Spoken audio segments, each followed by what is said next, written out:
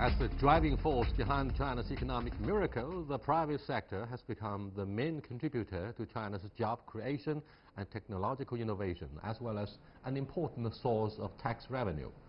However, downward economic pressure and trade tensions with the United States have been chilling private businesses and their confidence. So, will the government's new initiatives shore up the private economy? What signals are business leaders looking for? And what are the overall prospects for the private sector in 2019? To discuss these issues and more, I'm very happy to be joined in the studio by Vincent Mo, Board Chairman of Fang.com, and Charles Liu, founder of How Capital. That's our topic. This is Dialogue. I'm Yang Rui.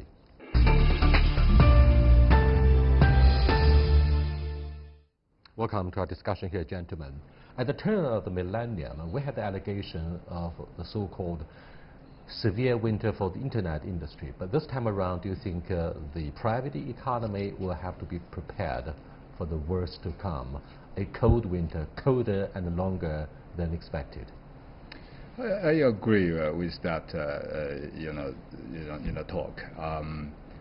Since about 2 years ago, China's economy has been going in a downturn, trend, and especially with the trade war with the United States in the past 1 year, it wasn't the situation. China's economy has been growing in the past, 30, 40 years for a very, very long time, and China has been the second biggest economy of the whole world. And it is very natural, frankly, and to have some adjustment of the market.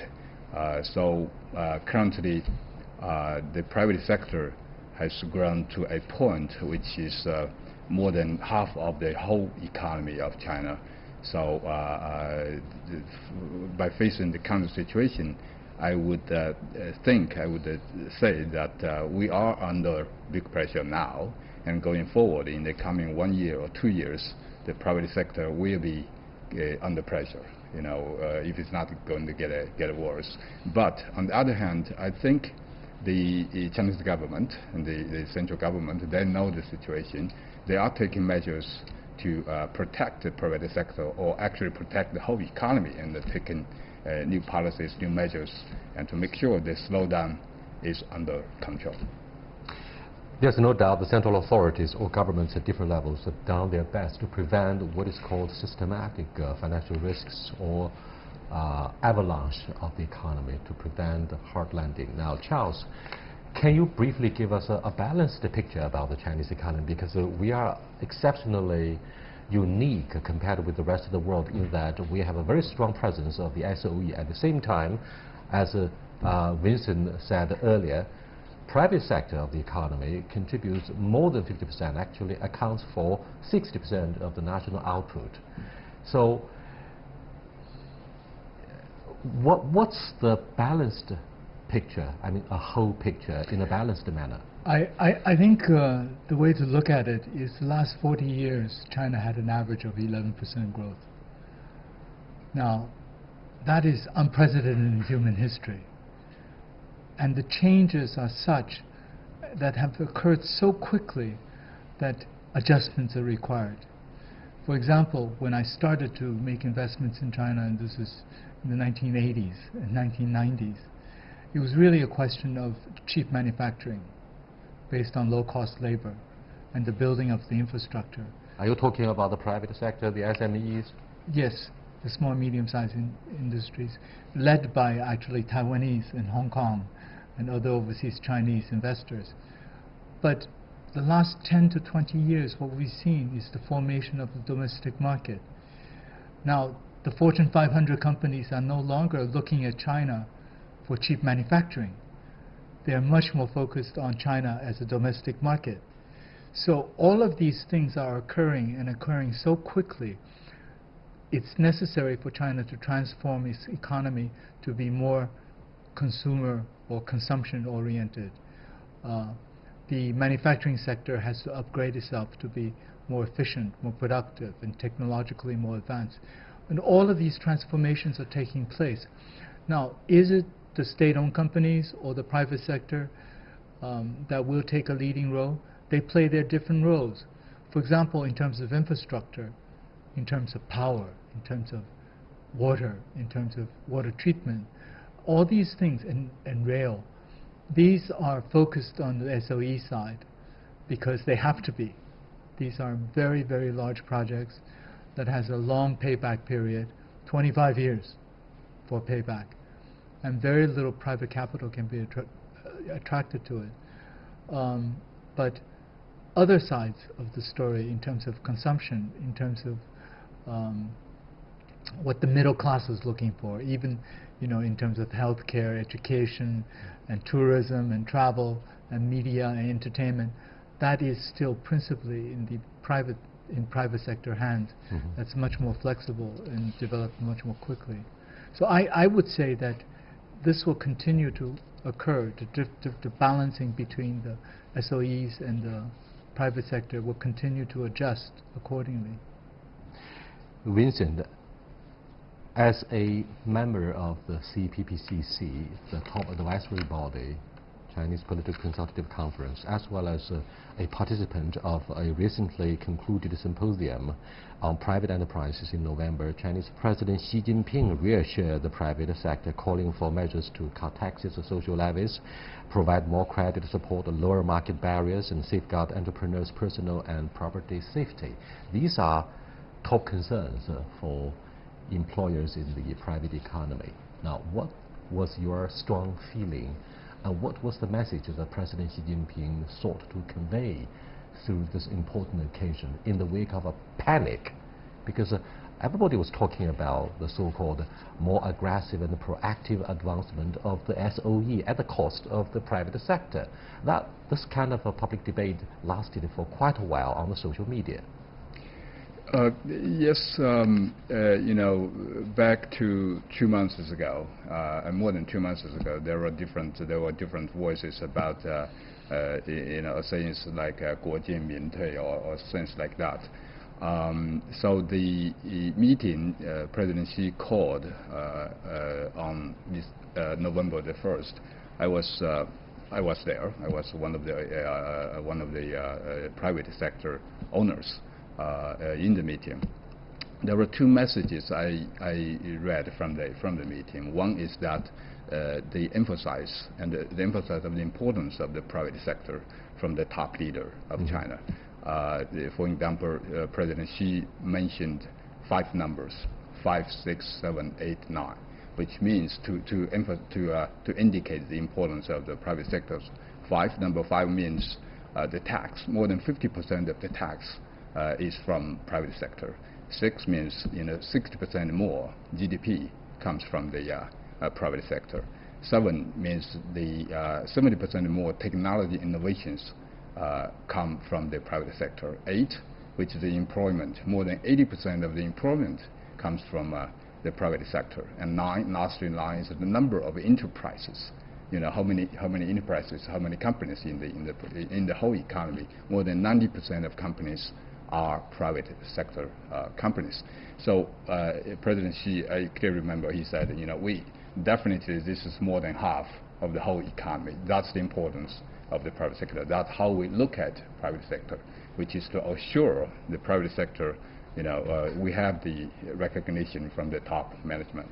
The second signal from the meeting is really, President Xi was trying to assure the support from the top management to the private sector. There were 6 items or 6 points issued during the meeting and after the meeting. One is the tax cut and expenses related to the private sector, which should be reduced or adjusted following the meeting. Secondly, it's the funding. Private sector should be able to get lower expense funding or loans, things like that. Thirdly, it's the fairness of competition. Private sector should be equal in competing with the state-owned, companies or state or the state-controlled sector, private economy sector. And fourth is the policy execution. There are different policies in China. China's regulations and policies is really complicated. It's a lot. But in executing those policies, sometimes it's very selective. So again, how are we going to execute existing policies? That's we need to based on the current situation. Like now it's slowing down, and we need to be more careful in executing those policies. And lastly, which is the fifth is the relationship between the government officers and the private sector executives. There were a period of time which this relationship has been looked at with a colorful glasses, so which is not good.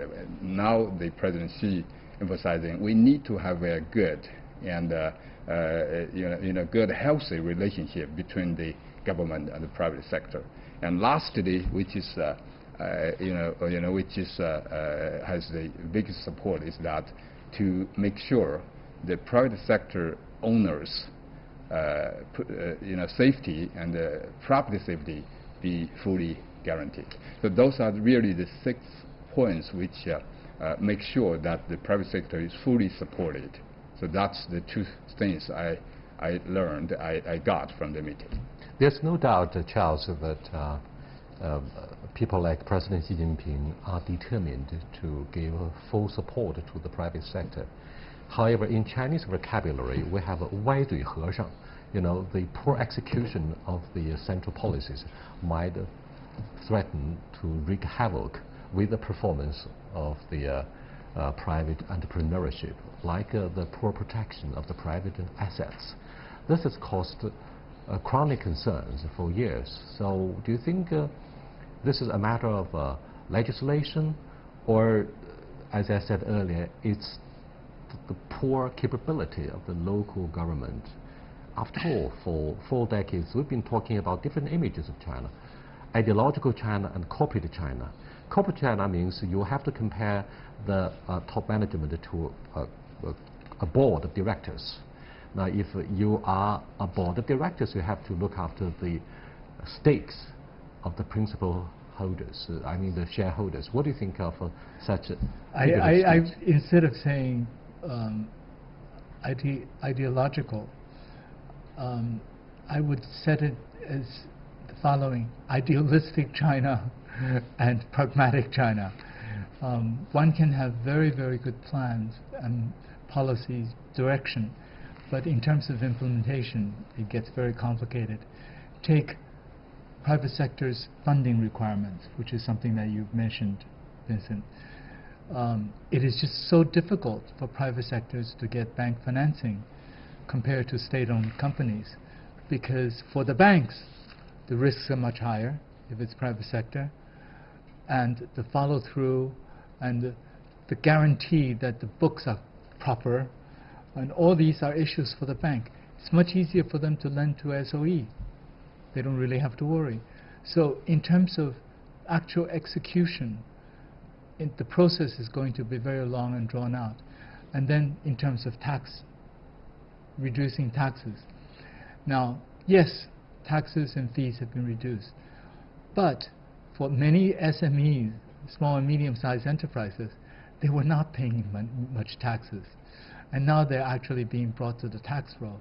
So in effect, they're paying more than before because they used various means of tax, let's just say, avoidance. This is something that many of my portfolio companies, I watch them do. So yes, the policies are there. Yes, the direction is good. Yes, all of this. But in terms of execution and implementation, it will take time.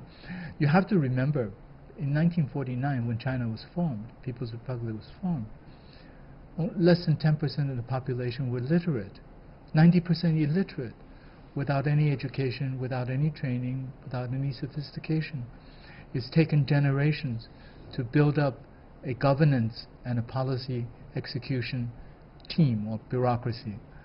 And it will take time for this to be more sophisticated, to be able to handle the complex situation that we face today. Now, add one more thing in terms of the trade war. The drive by the U.S. to break the supply chain cord in China, in other words, to make two of everything, move supply chain back to the United States. One of the things that has happened is the harder they fight against China, the more the Chinese government needs to have more focused response. For example, okay, so you make a deal. You buy more sorghum or whatever agricultural products from the U.S. Is that going to be bought by small trading companies in Wuxi? No, it's going to be by big SOEs, COFCO, for example. Mm-hmm. So the harder the U.S. drives China to become more market-oriented, the end effect may actually be the opposite. It would actually bring more centralized control and power to the Chinese economy. So ironically, we see a different silver lining at the other end of the pipe. You are watching Dialogue with Charles Liu and Vincent Mo. We are discussing the importance of the private sector as China is fast ascending to the center stage of developed economies, if not OECD members. We'll be back in a short while. Stay with us, please.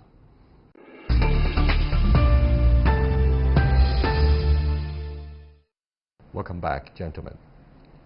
To my knowledge, Vincent, financial institutions are being mobilized to support the privately owned small and micro companies using a broader range of financial means, including bank loan, lending, and equity, as indicated by the central bank's 2019 task list. Will that make a big difference? Well, the measure... We were discussing, before we took the break, we were discussing the credibility of the privately owned enterprises. Without the legitimate credibility, you cannot expect financial institutions to have a healthy return of the investment, right? Of course, that's the fundamental of lending, money out. Well, recently, all the government, the central government organizations and departments, they are taking measures to support the private sector. It's really, we are seeing the effectiveness, the meeting President Xi, held in November. So from the central bank, I know the governor of central bank, he was actually sitting very close to the presidency when we were taking the meeting. So central banks are definitely taking the first step, faster step to support the private sector. The measures you just mentioned, they are having policies to support the small and medium-sized and micro-sized enterprises. That's one of the measures they are doing. I think it's really definitely a good thing for the private sector. And because one of the items mentioned in President Xi's speech is really funding, to make sure the small and the micro companies, they are able to get funding, get at a reasonable expense rather than a much higher interest rate comparing to the state-owned companies. So I believe this measure taken by the central bank is going to continue, and it's going to be very helpful to the private sector in this year, 2019, and even going forward. Charles, the latest move by the central bank to reduce the reserve ratio requirement by 1 percentage point by January 25th will inject a new amount of nearly 800 billion yuan into the economy. Now, what does more liquidity mean to the real economy, particularly to the private economy? Well, whether or not it goes to the private economy is a different story. Reducing the reserve ratio increases the liquidity flow for the banks, from the banks to the real economy. Whether or not it goes to the private sector or the SOE sector, that's a different story, and that's the policy issue which Vincent has just referred to. So I think the reserve ratio reduction is fine. It increases liquidity, but it's a question of whether or not it gets to the real economy, or does it end up in... You remind us of what happened exactly 10 years ago, back in the year 2008, when the financial meltdown took place. Right. So we introduced the stimulus package, and much of the money found its way to the SOE. Exactly. And the real estate market. That's Perhaps right. Vincent had a clear idea about where the money went. It boomed for 10 years. It's real estate market.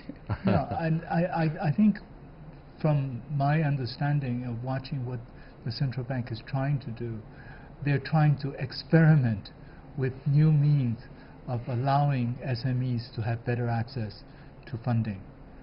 But it takes time to change the whole system. It is a big ball elephant that is walking in one direction, or a big ship, and it's very difficult to turn it. I've been involved in a couple projects. That's the central bank's project, using new technologies like blockchain, using Greater Bay Area supply chain financing, to try to get funding to small and medium-sized companies. But these are still on an experimental basis. So hopefully it works out and could be nationally implemented. The UBS Swiss Investment Bank says recently that most labor-intensive manufacturers are moving their R&D out of China to neighboring countries, or are considering such plans. Now, does it mean that we are coming to the end of the manufacturing period? Because we are getting old before we get rich, and the labor shortage is fast becoming one of the vulnerabilities if we look at the sustainability and the resilience of the Chinese economy. Vincent, are you cautiously optimistic, or the other way around? I think this is one way. It's really a natural trend.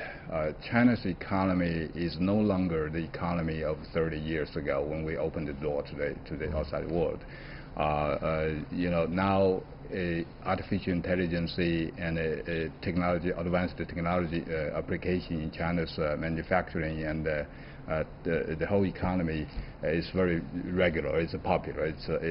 We call it a 常态. It's already. It's not something we new normal. Need. Yeah, new normal. Not like 30 years ago. So it's very natural. Some of the low-end manufacturing work be transferred to other undeveloped countries. That's very natural. That's one way. And secondarily, when we look at the trade war, actually it relates to the trade war, and the trade war speed up this process. I think for the private sector, however we look at the private sector, for the owners of the private sector, it may not hurt a lot because they are making money out of other countries. But for our general economy, it is not a good thing because the employment will be gone, some of the taxes will be gone, so it's not good for the country, for the general economy. So we have to look at this from different aspects. Based on this, the measures that the policies shall be there to support. Of course, we want to keep the manufacturing inside China, and we are going to have a better efficiency of production, to do the manufacturing work. So we need to have policy regulations to support, and to sometimes we probably subsidize those private sectors so that they are going to keep the manufacturing business inside China. Charles, earlier we were talking about whether the liquidity would find its way to the private sector. The follow-up question, I'm afraid, concerning this issue is obviously private entrepreneurs are so hungry for cash. Cash is the king. Is it possible, or is this a strong possibility that much of the liquidity, once they fall into the hands of the private economy, would be transformed into cash, and these guys would run away quickly, voting with their feet? They would not be very serious in considering any investment at home. Well, you have many different kinds of companies. You have small companies, medium-sized companies, big public companies, group companies. What is happening in terms of getting cash is, I think there's several fold to this, several aspects to this. What you're describing of getting cash and running away is precisely what the banks are afraid of in terms of lending to some private companies.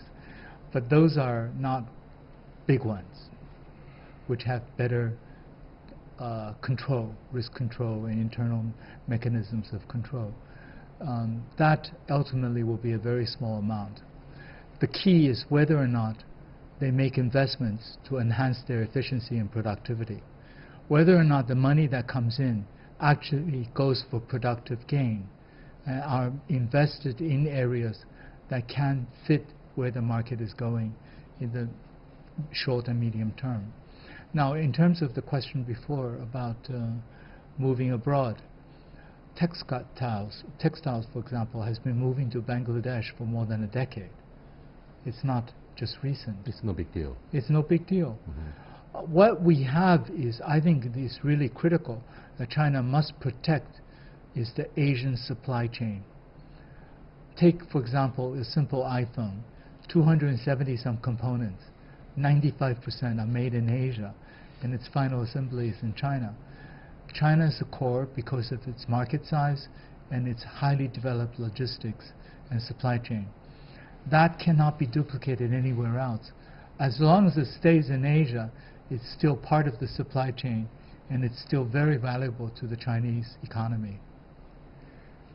I wonder if you have noticed the serious discrepancies and the gap between enterprises, I mean private companies in the more prosperous coastal areas such as Guangdong and Fujian, where the private economy woke up to the impact of the financial meltdown as early as 10 years ago, and they were successfully transforming their enterprises from labor-intensive manufacturing to technology and capital-intensive companies, whilst in provinces like Shandong, Zhejiang, to say nothing of the extremely underdeveloped provinces in the northeastern part of China, the transformation turns out to be extremely slow. So what do you think of the costs that China pays in terms of the regional differences? Well, I think with the involvement of technology and with the development of economy, especially in China, China has been developing very, very fast, as Charles mentioned earlier, that we have not seen any country, developing at a speed of 11% and above average, for 30 years. So things happen in China. I think it will not happen in other countries, but it's normal in China, we call it. So the developed area in the east coast and the undeveloped area in the underdeveloped area in the north or the west part of China, the exchange, the move from east to west, it's very natural, and we have to do it. Charles, the last question is very much about the latest drop-off in sales of the iPhone in China. Now, Apple recently reduced its revenue expectations and also reduced its price of the latest generation of the iPhones in the Chinese market. What kind of indication does this deliver? Three things. Consumers? Three things. Smartphones market is saturated. It is. You don't need to buy a new iPhone every year or new smartphone every year. The sophisticated markets, Europe, US, and China, and Japan, everybody already has one. And you don't need to change it every year or every 2 years even. Some are going for 3 years. So that's a matter of saturation. It's a market saturation. That's number one. Number two, improvements are not dramatic. The difference between the new iPhone and the other iPhones is the screen is a little bit larger. I can do fine with 10% less screen space. And three is, I think one has to realize that when Steve Jobs was there, you actually had revolutionary products, starting with the iPad and then the very slim Mac computers and then the iPhones. These are revolutionary products. We don't see anything on the horizon. That's a major impact. That created a major impact on his share price. Perhaps Tim Cook should have turned to Scandinavian countries such as Ericsson for better lessons to draw. Nokia, Ericsson. I'll see you next time. Goodbye.